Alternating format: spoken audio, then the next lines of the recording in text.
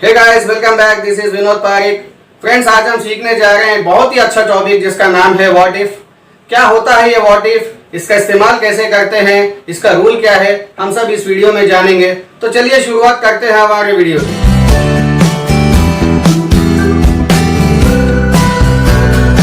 तो चलिए फ्रेंड्स, देखते हैं क्या होता है व्हाट इफ। व्हाट इफ का हिंदी में मतलब होता है अगर ऐसा होता तो, ऐसा हुआ तो, क्या होता अगर, या क्या होगा अगर।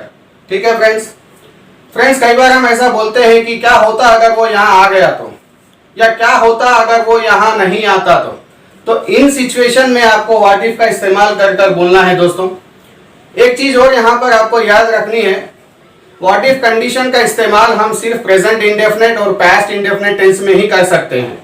ठीक है फ्रेंड्स, तो चलिए जानते हैं इसका स्ट्रक्चर क्या है, दोनों ही टेंस में इसको कैसे बोला जाता है देखते हैं।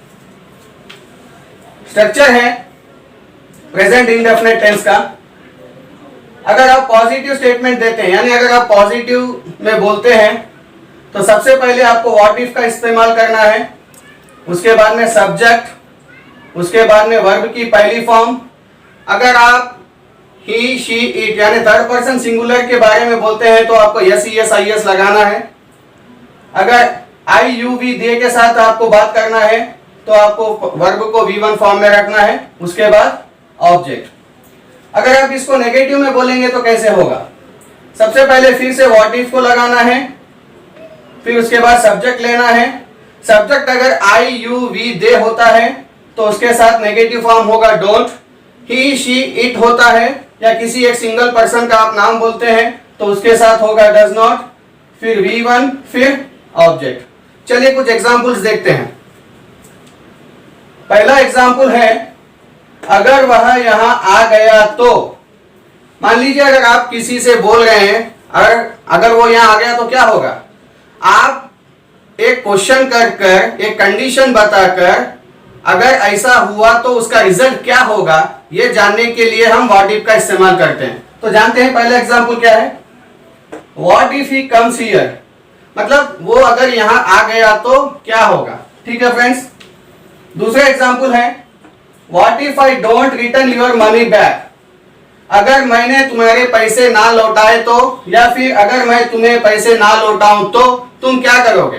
ठीक है फ्रेंड्स, तीसरा एग्जाम्पल है, व्हाट इफ समवन सीज अस, मान लीजिए आप कहीं छुपे हुए हैं और आपको ये डर है और आप किसी से कह रहे हैं क्या होगा अगर किसी ने हमें देखा तो, या क्या होगा अगर हमें किसी ने देख लिया तो। ठीक है फ्रेंड्स, चौथा एग्जाम्पल है, what if he does not invite you, मान लीजिए आप किसी से बात कर रहे हैं, आप अपने दोस्त से बात कर रहे हैं, आपके किसी एक दोस्त की शादी है, उसने आपके दोस्त को तो बुलाया लेकिन आपका दोस्त आपसे कह रहा है क्या होगा अगर आपको उसने नहीं बुलाया तो, आपको उसने अगर इनवाइट नहीं किया तो क्या होगा।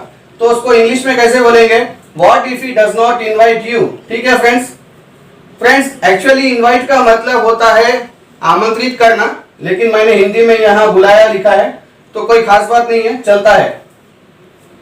पांचवा एग्जाम्पल है, what if she rejects your proposal, मान लीजिए आप किसी लड़की को प्रपोज करते हैं और आपके दोस्त को टेंशन हो रही है इस बात की कि अगर आप उसको प्रपोज करते हैं तो वो आपके प्रपोजल को एक्सेप्ट करेगी या नहीं। तो वो आपसे कह रहा है अगर उसने तुम्हारा प्रस्ताव ठुकरा दिया तो इसकी इंग्लिश क्या होगी, what if she rejects your proposal.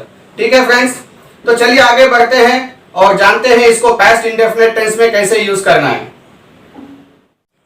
तो चलिए फ्रेंड्स, देखते हैं इसको पास्ट इंडेफिनिट में कैसे बोला जाता है।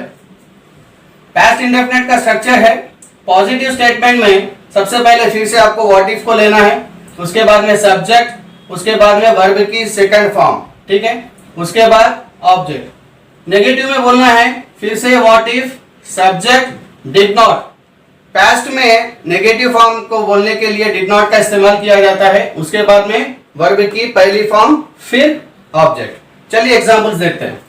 पहला एग्जांपल है, अगर वह कॉलेज चले जाती तो, मान लीजिए आप किसी दोस्त से बोल रहे हैं किसी लड़की के बारे में, वो लड़की कॉलेज को गई नहीं लेकिन अगर वो चली जाती तो इंग्लिश में कैसे बोलेंगे, what if she went to college. ठीक है फ्रेंड्स, सेकंड एग्जांपल है, क्या होता अगर मैं शादी में ना आता तो। आप शादी में गए, वहां पर आपके दोस्तों ने आपसे बोला यार अच्छा किया तू शादी में आ गया, तो आप उनसे सवाल पूछ रहे हैं क्या होता अगर मैं शादी में ना आता तो इसको इंग्लिश में कैसे बोलेंगे, what if I did not attend the wedding. Negative form है इसीलिए डिड नॉट का इस्तेमाल किया है, उसके बाद में वर्ब की पहली फॉर्म। ठीक है फ्रेंड्स, नेक्स्ट एग्जांपल, अगर वे लोग उससे मिल लेते तो, यानी अगर वो लोग उससे मिले नहीं लेकिन अगर मिल लेते तो कैसे बोलते, what if they met her, verb की सेकेंड फॉर्म। ठीक है फ्रेंड्स, उम्मीद करता हूं आपको समझ में आ रहा है। कुछ और एग्जांपल्स दिए हैं मैंने यहाँ पर, उनको भी समझ लेते हैं।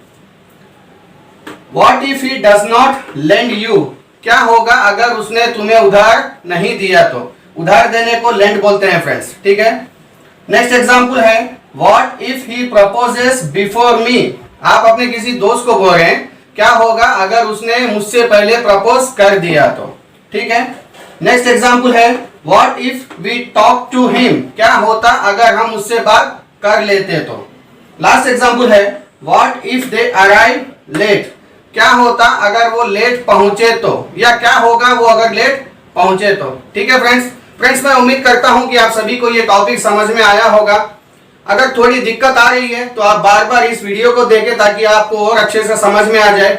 अगर फिर भी अगर आपको कोई डाउट्स है तो आप मुझे कमेंट करके अपने डाउट्स पूछ सकते हैं। मैं कोशिश करूंगा कि आपके कमेंट्स को जल्द से जल्द रिप्लाई करूं।